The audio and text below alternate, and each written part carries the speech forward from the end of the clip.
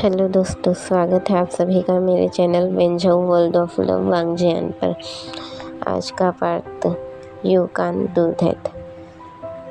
कहानी की शुरुआत होती है अपने झाऊ और हानिंग से। हानिंग जो कि अपने झाऊ के फर्स्ट डेट के लिए एक्साइटेड था।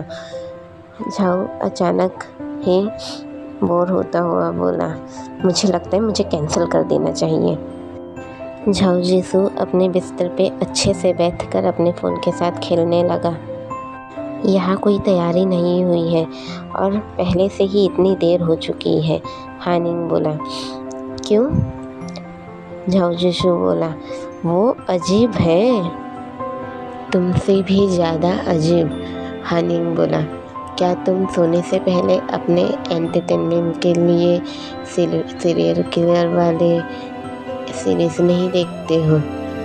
झाऊ जीसू बोला। तुम चुप रहो। झाऊ जीसू बोला, मैं अभी जाऊंगा और इस डेट को कैंसिल कर दूंगा। लेकिन झाऊ जीसू ने डेट को कैंसिल करने वाली बात ज़्यादा ज़ोर से नहीं कही थी। लेकिन झाऊ जीसू जानता था कि इतनी प्यारी हरकतें और बेशर्मी से छेड़खानी वेन केजिंग ज़रूर कुछ ना कुछ छुपा रहा था। वो वेन केजिंग ज़रूर कुछ ना कुछ ऐसा छुपा रहा था जो कि बहुत बड़ा राज था। झाऊ वैसे तो हमेशा ही सीरियल किलर वाली सीरीज देखता था, लेकिन वेन केजिंग सीरियल किलर से भी ज़्यादा अजीब था। झाऊ जीसू अक्सर ही उसके बारे में सोचा करता था। अचानक झाऊ जीसू वेन केजिंग के बारे में सोचने लगा। लाल आँखें, तेज़ी से दौड़ना, किसी भी पल कहीं भी पहुंच जाना, और यहाँ तक कि ठंडी बर्फ़ जैसी स्किन और उसका खून। आखिरी बार जब झाऊ जीसू वेन केजिंग से मिला था तो उसके कपड़े। पहले तो झाऊ जीसू को लगा कि ये सब उसका इमेजिनेशन हो सकता है, लेकिन वो 3 बार एक ही बात को तो इमेजिन नहीं कर सकता था ना। झाऊ जीसू बोला, मैं पहले ही उससे 3 बार मिल चुका हूँ, मतलब साफ है कि ये सब कुछ सच है। हानिंग अचानक बोला, ओह, क्या आप ये सब चीज़ों पर यकीन करते हैं? सिर्फ भूत होते हैं, बाकी और कुछ भी नहीं। हानिंग अचानक ही झूठी डर से कांपने लगा।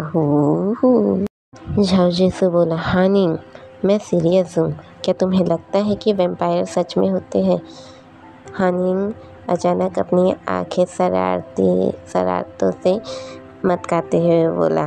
ऐसे हम लोग मटकाते ना अपनी आंखें, ऐसे वो मटकाते हुए बोला, एक प्यारी सी मुस्कान के साथ। वैसे तुमने ये सवाल सही इंसान से पूछा है। चलो आओ गूगल पर सर्च करते हैं।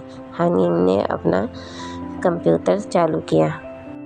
हानिंग ने जब सर्च किया तो गूगल पर सब कुछ आ गया, जैसे कि वो कैसे होते हैं, उनका पीला स्किन होता है, बर्फ़ मतलब पीला चेहरा होता है और बर्फ़ जैसा उनका स्किन होता है। हानिंग जब सर्च के मुताबिक सब कुछ झाऊ जीसू को बता रहा था तो अचानक ही झाऊ जीसू को वो दिन याद आया जब वेन केजिंग ने झाऊ जीसू के साथ मजाक किया था। वेन ने कहा था, अगर मैं तुमसे कहूँ कि मैं एक वैम्पायर हूँ तो तुम क्या कहोगे? तो झाऊ जीसू ने इसे मजाक में लेते हुए कहा था कि मुझे तो कोई नुकीली दांत नहीं मिली, और दोनों साथ ही हंसने लगे थे। झाऊ जीसू बोला, अच्छा, तो किसी इंसान को वैम्पायर में कैसे बदला जा सकता है? हानिंग बोला, रुको मैं सर्च करता हूँ। फिर अचानक ही वो बोला, अरे रुको, तुम अचानक मुझसे वैम्पायर के बारे में इतनी सारी जानकारियाँ क्यों निकलवा रहे हो? झाऊ जीसू अचानक ही खड़ा हो गया और अपने सर को रगड़ता हुआ बोला, बस मुझे जानना था। झाऊ अचानक ही घड़ी की ओर देखा तो देखा कि अरे, मुझे जाने के लिए देर हो गई है। पर जब वो शांत था तो अचानक ही दरवाजे पर 3 बार किसी ने खटखटाया था। झाऊ जीसू जल्दी से रूम में चला गया तैयार होने के लिए, लेकिन दरवाज़ा बंद करने से पहले ही बोला, हानिंग, उसे रोकना, उसे इंतज़ार करने के लिए कहना। हानिंग दरवाज़ा खोलने गया। दरवाज़ा खोलते ही हानिंग का मुंह तो खुला का खुला ही रह गया। सामने इतना खूबसूरत आदमी वेन केजिंग खड़ा था। वेन केजिंग ने सर से लेके पाँव तक के ब्लैक कलर का मखमल वाला ड्रेस पहन कर रखा था। मखमल वाला जो कोट होता है ना, जैसे वैम्पायर लोग पहनते हैं, उसने उस तरीके का कुछ ड्रेस पहना हुआ था। वेन केजिंग ने लाल आईलाइनर लगा कर रखा था। वेन केजिंग इतना ज़्यादा अट्रैक्टिव लग रहा था कि हानिंग भी खुद को उसे घूरने से नहीं रोक पा रहा था। वेन केजिंग ने कहा, अंदर झांकते हुए बोला, गुड इवनिंग, क्या आंसू अंदर है?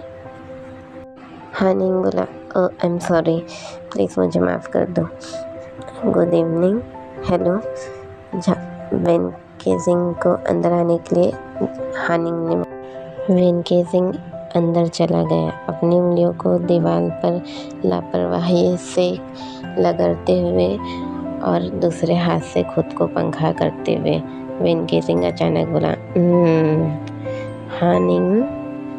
हानिंग अचानक ही अपने सर को खुजलाने लगा और बोला, ये सब मेरी गलती है, मैं कुछ ज़्यादा ही झाओ जिसू से बातें कर रहा था और झाओ जिसू को तैयार होने के लिए टाइम ही नहीं मिला। वेन केजिंग बोला, सबसे ज़्यादा ज़रूरी क्या है? मेरे साथ डेट में जाने से भी ज़्यादा ज़रूरी क्या है? तुमसे बातें करना? हानिंग बोला, मैंने कुछ नहीं किया। वेन केजिंग बोला, क्या तुम दोनों ज़्यादा करीब हो? हानिंग बोला, नहीं, ऐसा नहीं है। वेन केजिंग की आंखें लाल हो गई और हानिंग तो किसी कठपुतली के जैसे हो गए एकदम। हानिंग बोला, नहीं, हम अच्छे दोस्त हैं। वेन केजिंग बोला, क्या सिर्फ अच्छे दोस्त? क्या तुमने कभी आशु को पसंद किया है? हानिंग बोला, नहीं, मैंने कभी उसे पसंद नहीं किया। वेन केजिंग की आंखें नॉर्मल हो गई और वो सोचने लगा, मैं आखिर इस बात पर क्यों इतना शक कर रहा हूँ। अचानक ही वेन केजिंग की आंखें कंप्यूटर की स्क्रीन पर गई जहाँ झाओ और हानिंग ने वैम्पायर के बारे में सर्च किया था। वेन केजिंग पूछने लगा कि ये सब क्या सर्च किया है तुमने? तुम ये सब क्यों जानना चाह रहे हो? हानिंग बोला, मुझे इस टाइप की चीज़ें पसंद है, इसलिए मैं इसे सर्च कर रहा हूँ। वेन केजिंग को थोड़ा शक हुआ। उसने फिर से पूछा, पर तुम ये सब सर्च ही क्यों कर रहे हो? तो उसने कहा कि बस मुझे अच्छा लगता है, तो मैं कुछ बस ऐसे ही देख रहा था। हानिंग बोला, जिशु ने मुझे ये सब सर्च करने के लिए कहा था। वेन केजिंग अचानक से ही उदास सा हो गया। उसे लगने लगा, शायद इसलिए ही आंसू को इतनी देर हो गई, शायद इसलिए ही वो इतना लेट हो गया है। वेन केजिंग के दिमाग में बहुत सारी बातें चलने लगी। शायद अब आशु मेरे साथ नहीं जाएगा, शायद अब आशु ने मेरे साथ डेट पर जाने का प्लान कैंसिल कर दिया है। तुम क्या कर रहे हो झाओ? झाओ जिसू अपने हाथ में जूते को लिए बालकनी के पास खड़ा था। वेन केजिंग अचानक ही झाओ जिसू की तरफ मुड़ा और उसके पास गया, उसे देखने लगा।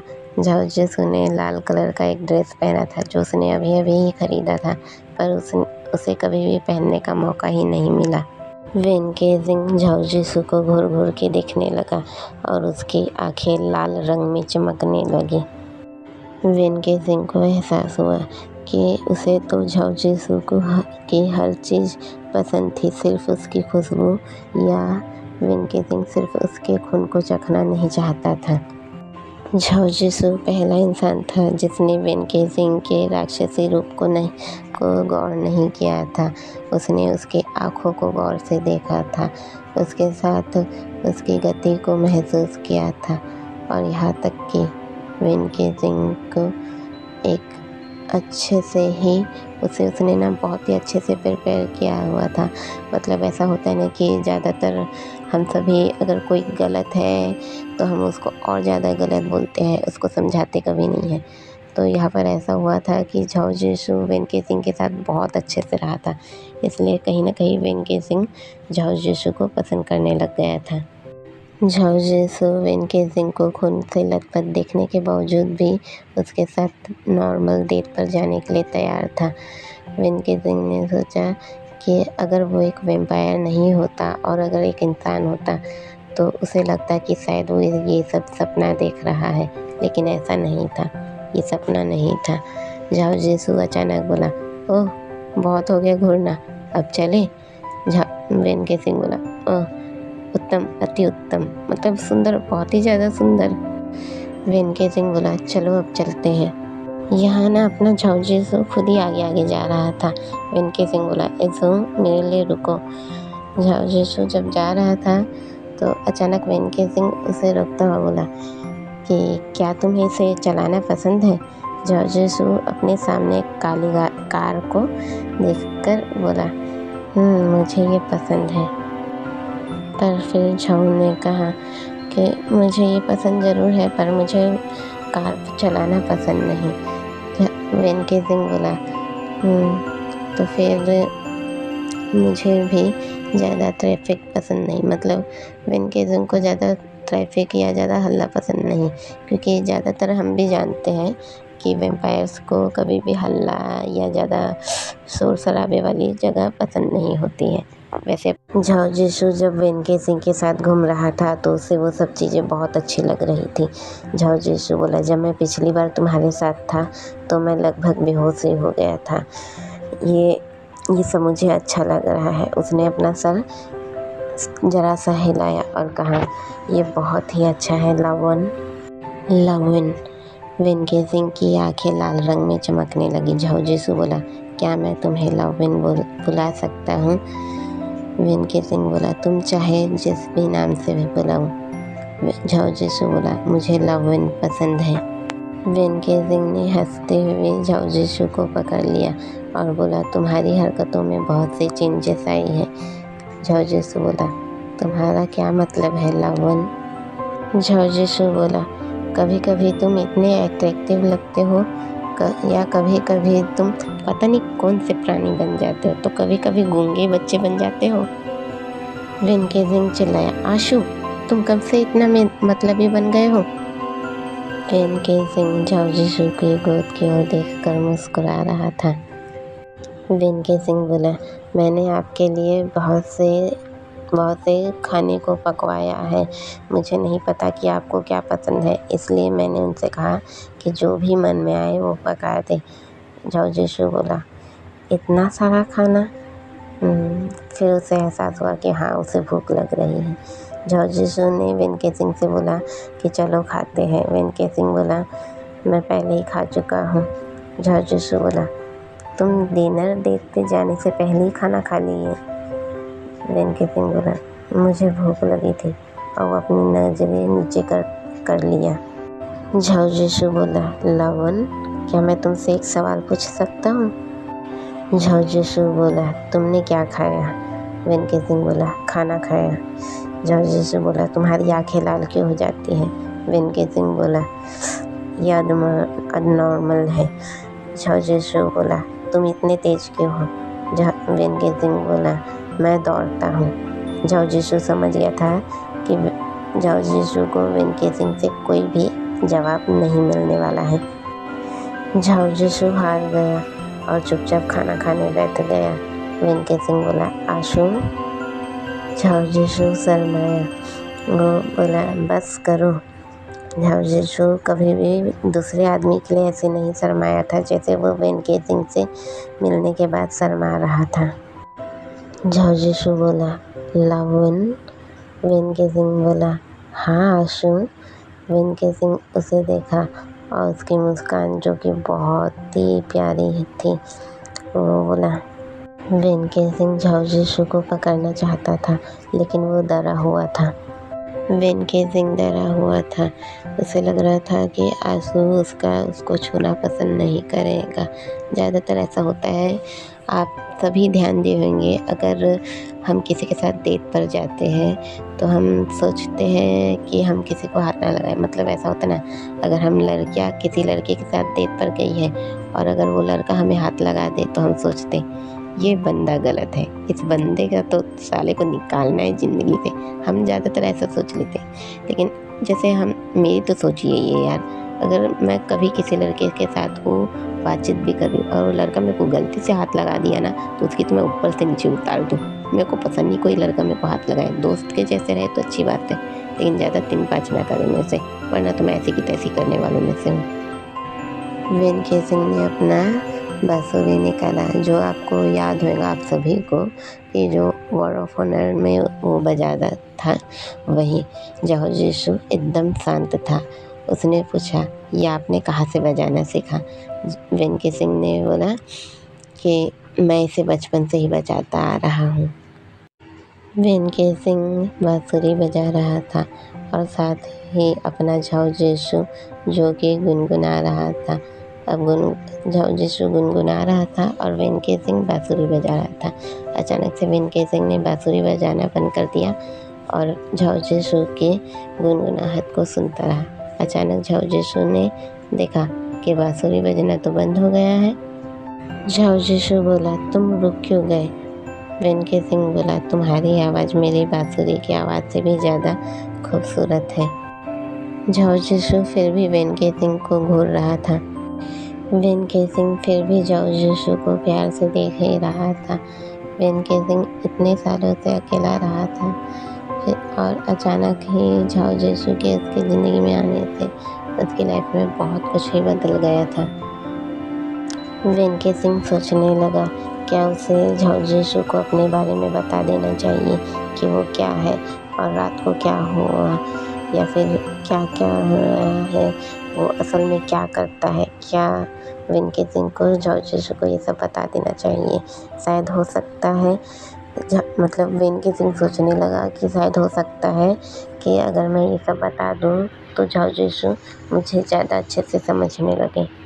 झाओ जीसू जब वेन केसिंग की ओर देख ही रहा था तो गलती से उसके हाथ से एक गिलास गिरकर टूट गया। वो कांच का गिलास था।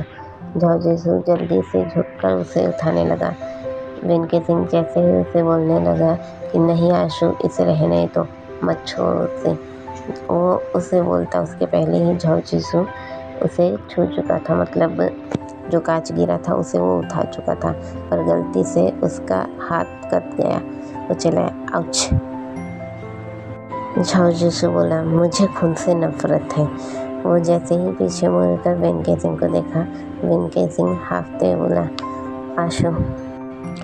वेन केसिंग अपने मुंह पर हाथ रख लिया और झाओ जीसू से बोला, तुम बाहर चले जाओ। झाओ जीसू बोला, क्यों?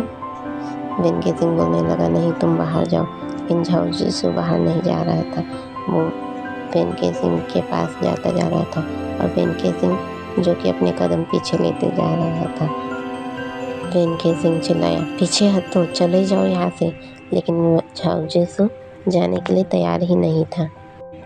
झाओ जीसू बहुत ही मुश्किल से वेन केसिंग के करीब आ गया और उसके चेहरे से उसके हाथ को बहुत ही मुश्किल से हटाते हुए उसके हाथ को रगड़ने लगा।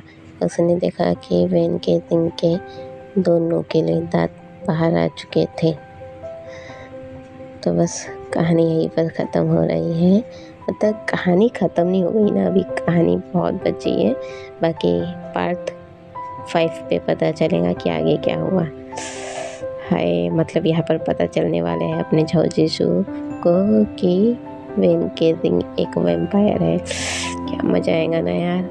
फिर भी अगर इनका रोमांस जो चलेगा, हाय मैं तो बेचैन हो रही हूँ सुनने के लिए, देखने के लिए। भले ही हाँ मैं ही सुनाती हूँ यार, मैं ही पढ़ती हूँ, मैं ही सुनाती हूँ, लेकिन जब मैं कुछ भी बोलती हूँ ना तो हर एक चीज़ को इमेजिन करती हूँ या कोई और भी बोलते रहे। जैसे कि वेन झाओ वर्ल्डन ने एक्सप्लेन किया था वो एपिसोड मजबूर है आपके प्यार की का, जिसमें वेन केसिंग ने झाओ जीसू के पेट पे चाकू मार दिया था। जब मैंने उस शब्द को सुना था ना, मेरे तो रोंगटे ही खड़े हो गए थे। मैं इतनी परेशान हो गई थी कि वेन केसिंग ने ऐसा कैसे कर दिया करके, और इतनी ज़्यादा परेशान थी कि मेरा तो काम में मन ही नहीं लग रहा था, क्योंकि मैं इतनी परेशान हूँ ना कि कैसी पागल लड़की हूँ कि जो कुछ भी सुनूंगी उसे इमेजिन तुरंत कर लेती हूँ। और इसलिए मैं सब कुछ इमेजिन करके मेरे जो होश उड़े हुए थे, जब जब ये बाई और प्रिंस का झगड़ा हुआ था, मतलब जब प्रिंस ने ये बाई को घर से धक्के मार के निकाल दिया था और वो दरवाजे के पास रो रहा था और प्रिंस जो ज़मीन में लेट के रो रहा था, मैंने उसे भी इमेजिन कर लिया था और जब मैं रोने लग गई थी उस दिन, मुझे वो दिन अभी भी याद है। पर सच में मुझे ना उनकी वॉइस इतनी अच्छी लगती है कि मैं ना ऐसा लगता है बस चालू करो और सुनती रहूँ। मैं ज़्यादातर रोज़ ही वो ऐसे सुनते रहती हूँ, कोई भी एपिसोड चालू कर दूँगी तो कभी भी सामने से होता है तो सुनते रहती हूँ, मुझे बहुत अच्छा लगता है। मतलब मैं सबसे ज़्यादा फ़ैन हूँ ना तो वेंझऊ वर्ल्ड के वॉइस के और दूसरा रोमानिया की, मुझे दोनों की वॉइस अच्छी लगती है और मैं सबसे ज़्यादा दोनों के ही एपिसोड ही सुनना पसंद करती हूँ। रोमानिया के भी सुनती हूँ और वेंझऊ वर्ल्ड के। हालांकि वेंझऊ वर्ल्ड के सिर्फ अभी 2 ही आए हैं, मजबूरियत आपके प्यार की और पावर ऑफ मैजिक। मुझे ना दोनों ही बहुत अच्छे लगते हैं। हाय मैं पागल हो गई सुनने के लिए उसे। आज मैंने ना FF कम एक्सप्लेन किया है और अपना बड़बड़ ज़्यादा किया है, क्योंकि आज दिन भर किसी से भी बात नहीं की, काम इतना ज़्यादा था। तो ज़्यादा आप लोग के साथ बड़बड़ करने के लिए माफ़ी चाहती हूँ। प्लीज़ मेरे वीडियो को लाइक कर दो, कमेंट कर दो, शेयर कर दो और हाँ प्लीज़ यार सब्सक्राइबर्स बढ़ा दो ना, सिर्फ प्लीज़